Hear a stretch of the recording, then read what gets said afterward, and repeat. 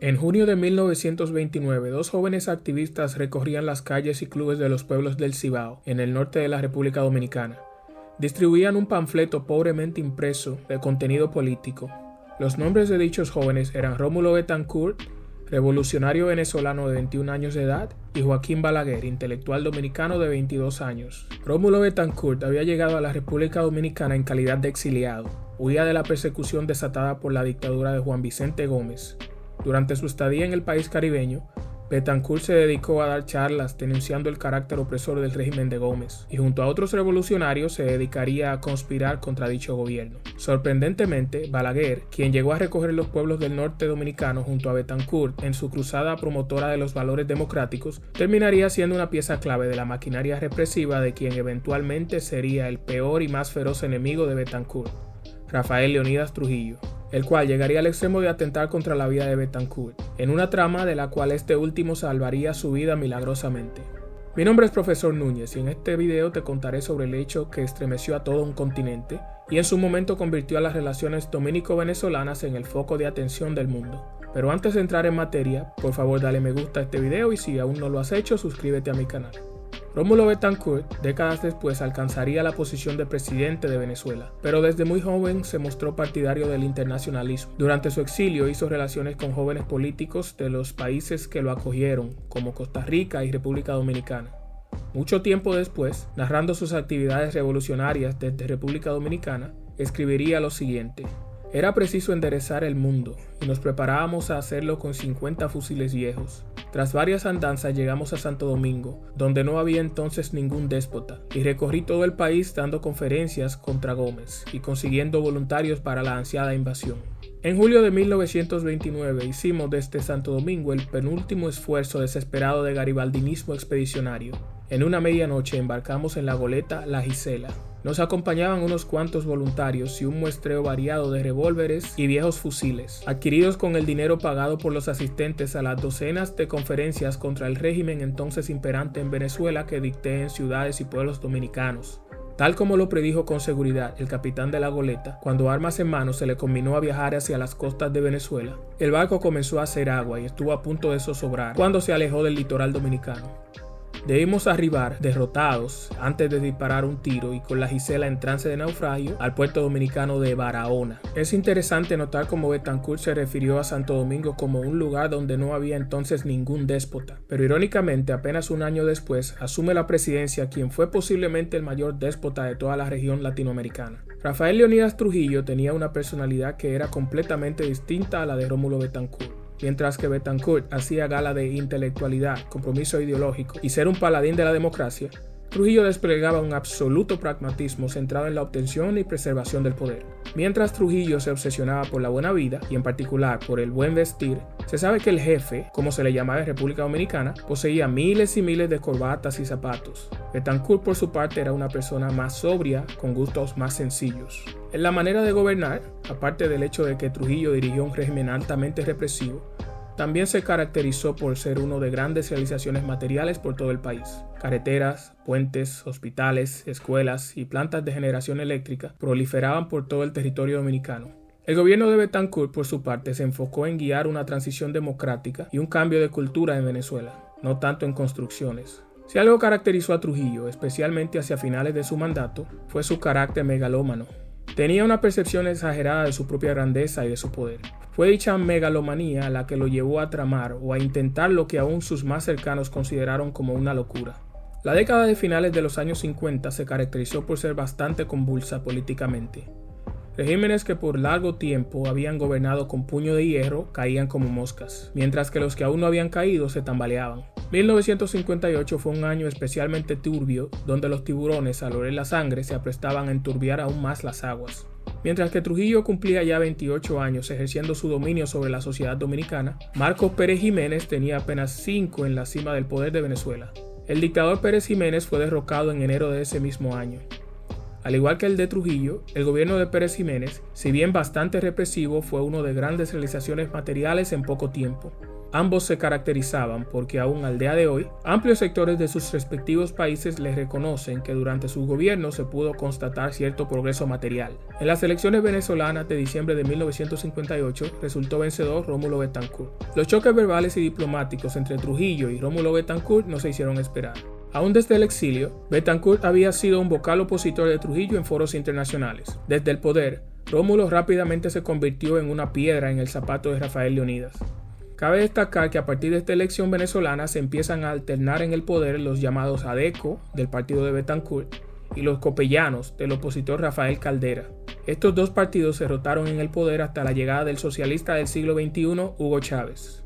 Las constantes denuncias de Rómulo Betancourt contra la dictadura trujillista movieron al tirano a asociarse con fuerzas a lo interno de Venezuela con tal de tomar acciones retaliatorias contra el gobierno de Betancourt.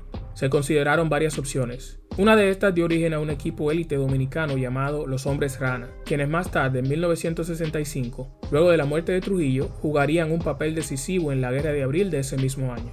El historiador dominicano Reinaldo Espinal escribe al respecto lo siguiente, cito: "La Escuela de Comandos de Hombres Rana, de la entonces Marina de Guerra, creada bajo régimen de estricto sigilo, consistía inicialmente en 3 escuadras que formaban en total 36 hombres, bajo la jefatura del Dr. Zuncini. La misión inicial de este cuerpo élite sería, como ya se indicara, realizar una acción de sabotaje entre finales de 1959 y principios de 1960 contra el gobierno de Betancourt, quien, como ya se indicara anteriormente, en febrero de 1959 había ascendido nueva vez a la presidencia de Venezuela. La misma tendría por blanco los campos de petróleo del lago Maracaibo. Para llevarla a cabo, el comando élite sería trasladado en un pequeño barco mercante hasta un punto próximo a Puerto Cabello, y desde allí los Hombres Rana, en 3 pequeños submarinos biplazas de la Marina de Guerra, llegarían hasta la costa para efectuar la destrucción de los pozos petrolíferos. Se presume que fue Johnny Aves quien hizo a Trujillo cambiar de idea, al sugerirle que no era menester el referido sabotaje si era posible eliminar a Betancourt directamente.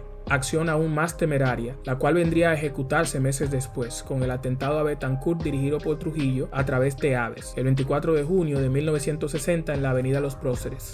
Una versión atribuida a Nicolás Silva sostiene, no obstante, que el primogenio plan de sabotaje en los pozos petrolíferos de Maracaibo implicaba también la eliminación física de Betancourt. Para ello, el cuerpo élite de los Hombres Rana colocaría una mina en el buque de la Marina venezolana que utilizaba Betancourt para sus travesías por las caudalosas aguas del Orinoco. Refería que dicha operación fue cancelada luego de explotar una carga de dinamita durante una prueba bajo el casco de un viejo buque, hiriendo de gravedad a un joven y competente oficial. Los choques diplomáticos entre Venezuela y República Dominicana no cesaban, y Venezuela, apoyándose de documentos oficiales de la Iglesia Católica Dominicana, resultaba siempre ganadora, aislando cada vez más al régimen trujillista. Viéndose acorralado y con su orgullo de déspota herido, Trujillo tomó la decisión de ordenar el atentado. Es importante traer a colación el hecho de que este no fue el primer intento de Trujillo de eliminar a Betancourt. Ya en 1950, mientras Betancourt estaba exiliado en La Habana, había enviado un sicario que le inyectó una sustancia venenosa mientras éste caminaba por las calles de la referida ciudad. Betancourt pudo llegar rápidamente donde un amigo médico que le auxilió salvándole la vida. También en 1953, Trujillo había enviado sicarios a Costa Rica, donde Betancourt se encontraba exiliado. Pero afortunadamente el complot fue descubierto y los sicarios eliminados. Esta vez todo era mucho más arriesgado, pues el objetivo era ya el presidente de Venezuela. Para dicha conspiración, como ya se había vuelto costumbre, se delegó en Johnny Aves García su planificación y ejecución. Aves contrató los servicios de un venezolano que para entonces vivía en República Dominicana, llamado Juan Manuel Zanoja. Este Juan Manuel Zanoja era un personaje bastante interesante. Había vivido 20 años en la localidad de Moca, en el norte de la República Dominicana, ganándose la vida como odontólogo y viviendo una vida fiestera pero sin sobresaltos junto a su esposa mexicana. Allí le nacieron varios hijos, de los cuales 2 hicieron vida militar en el ejército dominicano. Quienes conocieron a Zanoja en el Cibao, quienes lo vieron como el dentista tranquilo, amistoso y mujeriego, nunca imaginaron que este había tenido un pasado revolucionario y lleno de aventuras peligrosas. Estuvo preso en su natal Venezuela durante el régimen de Juan Vicente Gómez. También había militado en la Revolución Mexicana.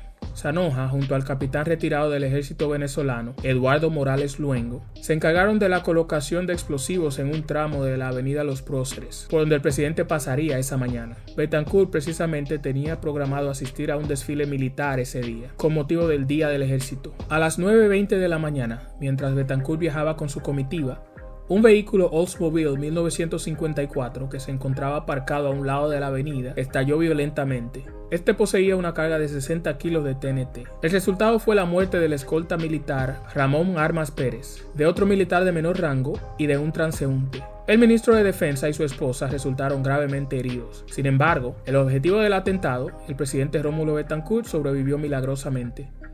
Sus manos quemadas y su rostro marcado por las heridas y las llamas quedaron como testamento del infernal ataque. Lo llevaron a un hospital universitario donde le fueron tratadas sus heridas.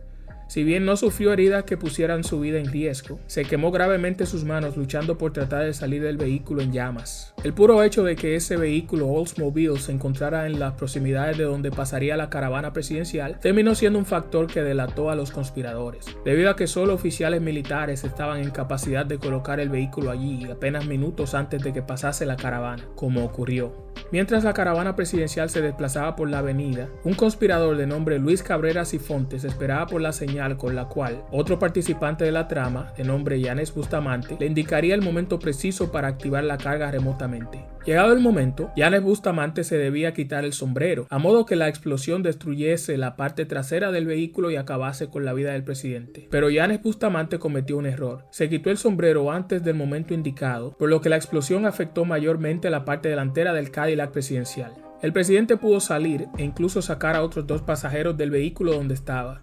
Horas después, desde su cama de hospital, dijo las siguientes palabras, las cuales fueron transmitidas por radio para toda la nación.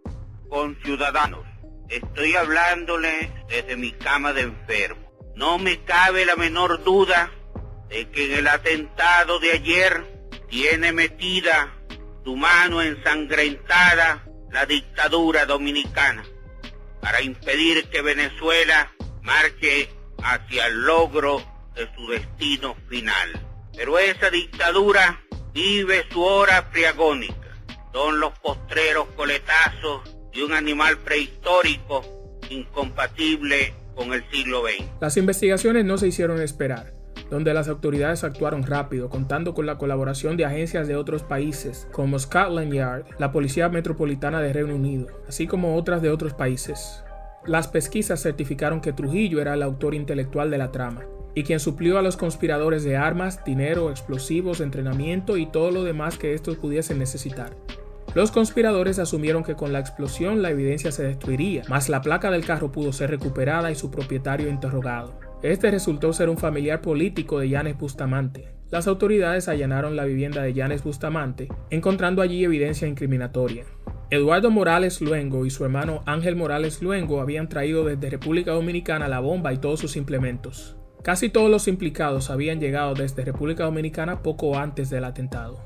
La misma noche del fallido atentado, el presidente se dirigió al Palacio de Miraflores, donde se presentó con las manos envueltas en gruesos vendajes, que le daban un aspecto de boxeador. Venezuela acudió a la Organización de Estados Americanos, OEA, la cual votó a unanimidad condenando a República Dominicana y aplicando las más drásticas sanciones contra un país miembro hasta la fecha. Este atentado aceleró aún más la caída del régimen, que se quedó aislado, y lo que fue aún más grave para Trujillo, sus acciones dañaron irreparablemente sus relaciones con los Estados Unidos de América.